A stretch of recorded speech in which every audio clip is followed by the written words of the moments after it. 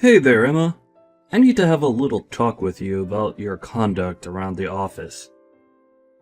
Do you realize that you're just a regular employee, right? You're not a supervisor or a manager or anything like that. And yet, I've heard that you were chastising my daughter earlier today. No, I'm just curious what made you think that it was appropriate for someone in your position to go and do something like that. Hello, Mr. Sharp. I take it that you're talking to me about the conversation that I had with your daughter Lily earlier today, yes? Well, the thing is that she has been showing up to work almost an hour late every day for several weeks now. And while I'm not an official supervisor, I was tasked with looking after her while she learns the ropes of the job. So I was only trying to help her understand the importance of being at work on time. I wasn't trying to chastise or bully her, but I thought that she should know it wasn't okay to do that. In fact, I'm glad that you're reaching out to me about this. I was hoping that you could talk to her about this problem as well. What in the world are you talking about? You have got a lot of nerve even trying to talk to me, your boss, in that way. I'm sorry, did I say something wrong? I really wasn't trying to step on anyone's toes. It's just that I was told to show her the ropes. And now my daughter is absolutely furious. Tell me, do you talk to my daughter in that same condescending tone when you try and show her the ropes? You should know that I'm her father, and I know very well that she's a capable worker who doesn't need someone of your standing telling her what to do. I'm sorry, but are you telling me that I shouldn't have told her to stop showing up to work so late every day? I'm the head of this division. Don't you think I'm already aware of when people are showing up on time and when they're late? If I had a problem with my daughter showing up late, then I would say something about it. Didn't that thought ever even cross your mind? I'm sorry, I'm really confused here. Are you telling me that you're okay with your daughter acting this way around the office? I'm telling you that you have got a lot of nerve thinking that you can go and yell at my daughter about how to do her job. You're nothing but a little peon in this company. You're a replaceable worker drone who seems to have forgotten their place. Mr. Sharp, I'm really sorry if I've done something wrong. I didn't mean to overstep my authority, but I don't think there's any need to talk to me like this. I only told your daughter what I said because I was tasked with showing her how things work around here. Can we please just calm down and try to think about this a little more rationally? I mean, would you be okay with any other employee showing up that late? You've warned plenty of others not to be late. I was only taking after your example. I don't care what you thought you were doing. The fact of the matter is that you talked to my daughter like that and now she's upset. So clearly, you don't know how to handle helping other employees if all you do is make them cry. What did you even say to her that made her so upset? Mr. Sharp, I really don't know what to say to this except that I feel that this anger is really uncalled for. I really don't think there's any need for you to get this upset over what I said to Lily. And I'm sorry, but I still don't understand why you're even this upset with me to begin with. I was asked to oversee Lily as she starts working here. I have seniority over her just by virtue of how long I've been in the office. I really can't see how I did anything that would be considered inappropriate given my position in the company. Well, it sounds to me like someone needs to remind you of how things work around here. Or are you just gonna keep up this backtalk until I have no choice but to fire you? Are you really threatening to fire me just over this? I think that's a little extreme, don't you? But if the problem you're having is that I was the one who spoke to your daughter about being at work on time, then maybe you could talk to her about this problem. I think she would be more likely to listen to you anyways. Does that sound agreeable to you? Oh, so now you're trying to tell me what to do as well? You really just don't know when to shut your mouth, do you? Okay. I see that I've misspoken, and I'll make sure that nothing like this happens again. I'll return to work now.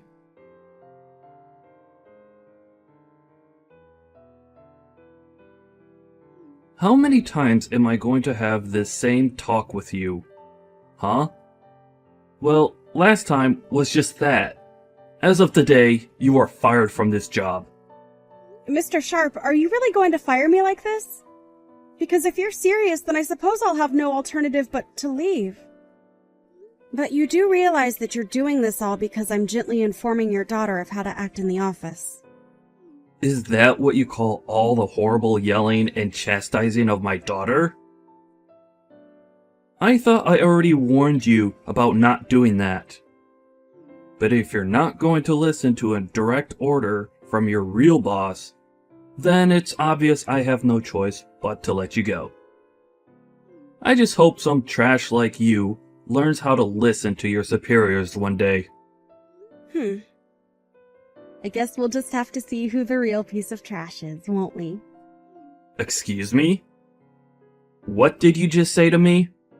You think that just because I'm firing you means that you could talk to me however you want?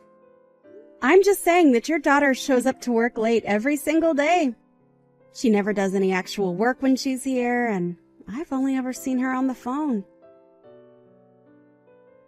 Are you really going to try and tell me that this isn't an employee in need of a talking to by someone? I'm telling you that you've no right to be lecturing my daughter over every little tiny mistake she might happen to make while working here. It's not your place, and you need to learn some respect. You don't get to talk to people however you want just because you've worked here longer than them. I suppose we'll just have to agree to disagree on what the actual situation is. But if you want my opinion, you're being far too easy on Lily. And it seems to me like it might also be your fault why your daughter is seemingly incapable of changing her ways. So now you're gonna try and blame all the problems you have with my daughter on me? I really don't think I've ever had to deal with such an uppity employee before. You know, your daughter actually told me the last time we talked that she was sick and tired of dealing with me and that she would have me fired. And now here you are, firing me. So I have to ask, is this because your daughter came to you and asked you to do this? And if she did she ever bother explaining to you why it is that she was being talked to by me in the first place? Oh, this problem is much bigger than just you and my daughter now. If you really think that you could talk to your boss the way that you've been talking to me, then it's clear that there's just no place for you here. I don't ever want you to even step foot into this office building again. Do you understand me? You are fired effective immediately. Well, okay then. If that's your final decision, then I won't spend any more time arguing my case. May I ask what you're going to tell HR and our managers about my firing? Because I think it might be difficult for you to merely be doing this because of how I treated your daughter. So, I'm just curious how you're going to present your case against me to the higher-ups in our office. And just why in the world do you think I would type out everything I'm going to say to them here for you to read? I'll find a good excuse to tell them that will make them all go along with my decision. I'm in charge of this department, and what I say goes. The only person at fault here is you, for daring to try and argue with me after I warned you to stop going after my daughter.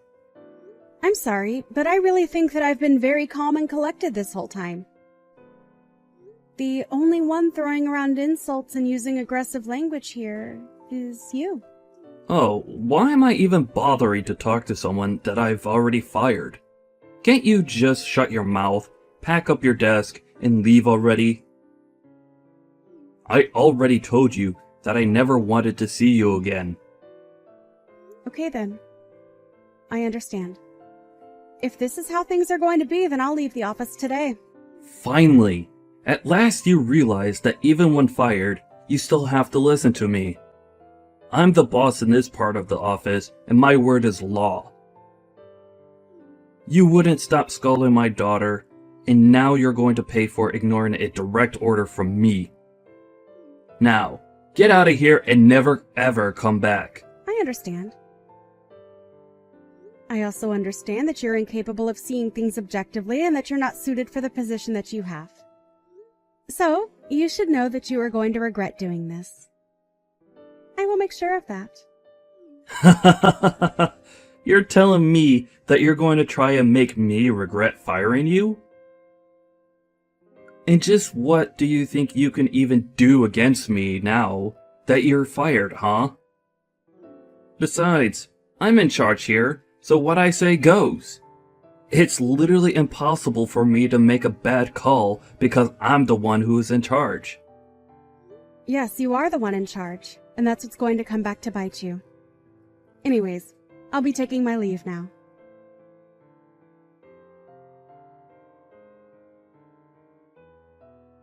Hello, Mr. Andrews. I saw the message left on my desk that you wanted me to send you a message to talk about something. What can I do for you today? I was just wondering where in the world my granddaughter has gone to. I'm sorry. I don't think I'm quite following what you mean by that, sir. Well, it really is quite simple. I'm talking about my granddaughter. I want to know where she's gone. Did something happen to her? I've been asking around, and everyone has been telling me that I should be talking to you about this. So, I would like an explanation of exactly where my granddaughter has gone to, Eugene. In fact, why don't you explain yourself to my face? I want you in my office right this moment. But sir, I'm still really confused. I don't know what you're talking about. I don't even know who your granddaughter is. Are you blind? Or just illiterate? I said that I want you up in my office to explain yourself to me right this second. Yes, of course, sir. I'm sorry for not leaving right away. I'm already heading towards the elevator as we speak.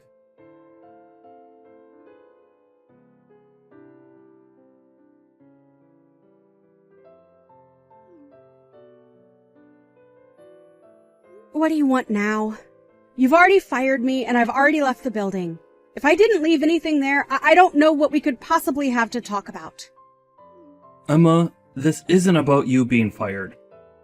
Well, it kinda is. Look, I just wanted to say that I'm very sorry about the way I treated you the other day. I may have overdone things just a little bit. I was hoping that we might be able to talk in person a little bit. Do you have some time where we could meet up to do so? Well, someone's attitude seems to have changed quite a bit now, hasn't it? Did something happen to bring about this change of heart? Again, I would just like to profusely apologize for the way that I was talking to you the other day. And I would also like to take this chance to invite you back to your position in our company. I had no idea that you were the granddaughter of the head of the company. Oh, I see. This is all because you finally figured out who I really am. Is that it? Please, you have to come back to work for us. Your grandfather ordered me to bring you back to the company at once. Nah, I'm good. Thanks for the offer, though. What do you mean? You mean that you won't come back to work for us? You don't want your job back? I don't really see what the big deal is. I mean, I only left the company in the first place because you were telling me to. And now you're going to come back to me just 3 days later to try and beg for me to come back? But I apologized for what I said. I really didn't mean to fire you. It was all just one big mistake. You have to forgive me. Your grandpa actually just came back from a long business trip, and when he arrived back to the office, he was really upset. He demanded that I go into his office, and he started yelling at me, asking about where you were and where you had gone to. It was only then that I realized who you really were. I really had no idea about any of this, so please, you have to forgive my ignorance. Well, of course you didn't know about who I really was. After all, I was hiding my identity for just about everyone. Well, then that just shows that I was truly acting out of ignorance. I really had no idea at all that you were directly related to the head of the company. So please, I'm begging you again to come back. Your grandpa is very, very upset that you were let go from the company.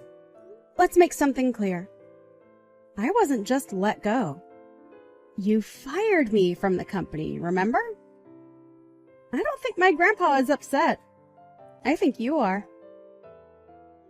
Well, yes. Okay, I suppose I am the most upset out of everyone here. So please, you have to come back. I'm begging you. I'm sorry, but I've already given you my answer, and it's not going to change. I won't be going back to work there. You can go back all you want, but the fact of the matter is that I was fired. I can't just go back. I'll have that you were fired erased completely from your record. It won't show that as having happened at all. There's no reason why you shouldn't be able to return. We can pretend like nothing ever happened at all, and you can just go back to your old position.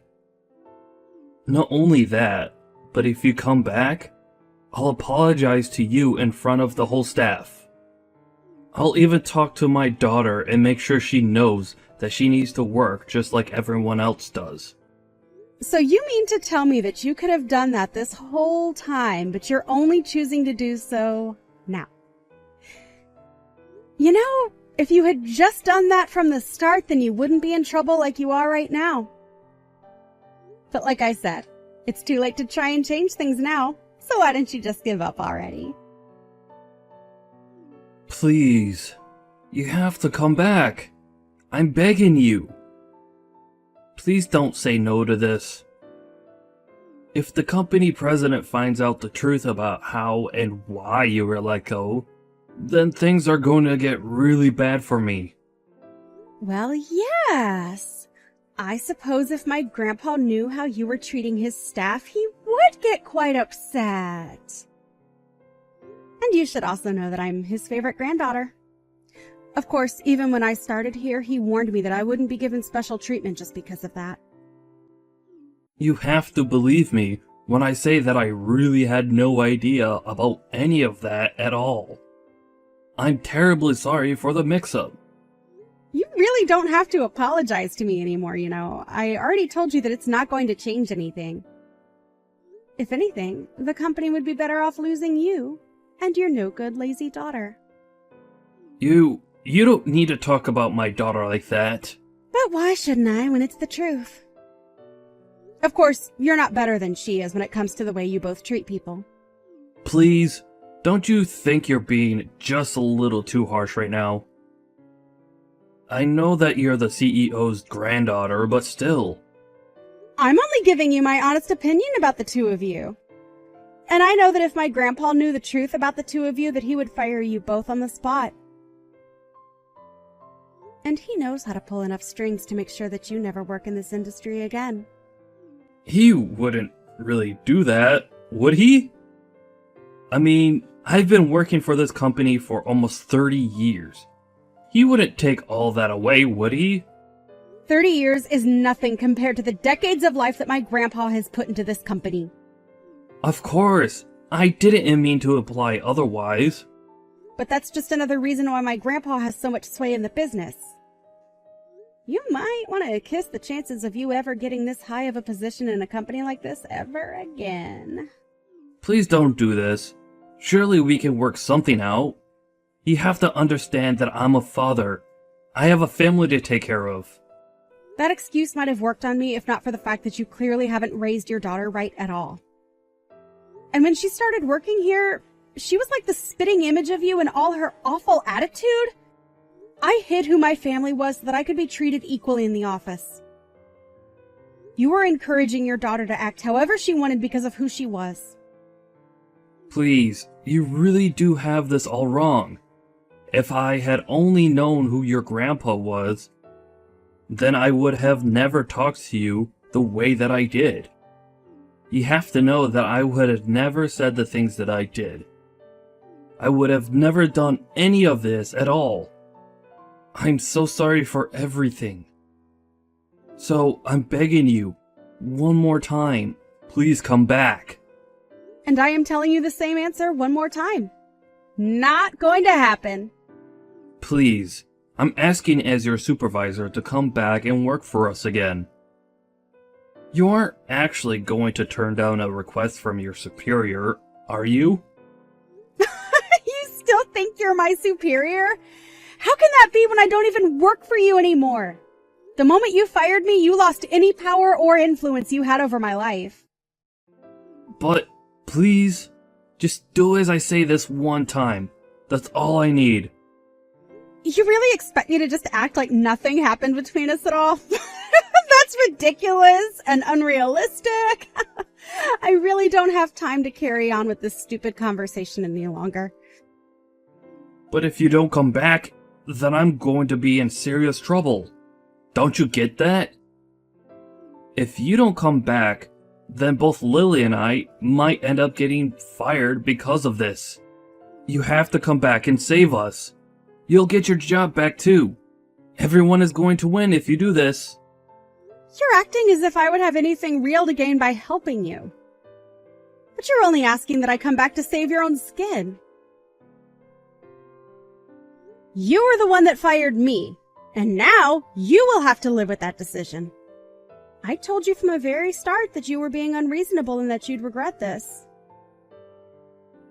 Now, if this is all that you have to say to me, I would appreciate it if you just left me alone instead. Please don't do this, Emma. I'm begging you. You have to come back. You have to save us. I'll even make Lily apologize to you. We're both begging you to come back. And I'm telling you that you can keep your worthless apologies to yourself because I don't want them. Anyways, enjoy what time you have left at the company.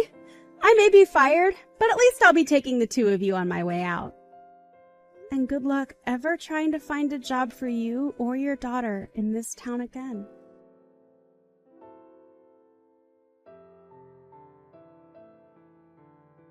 After that, Emma went to her grandfather and revealed all.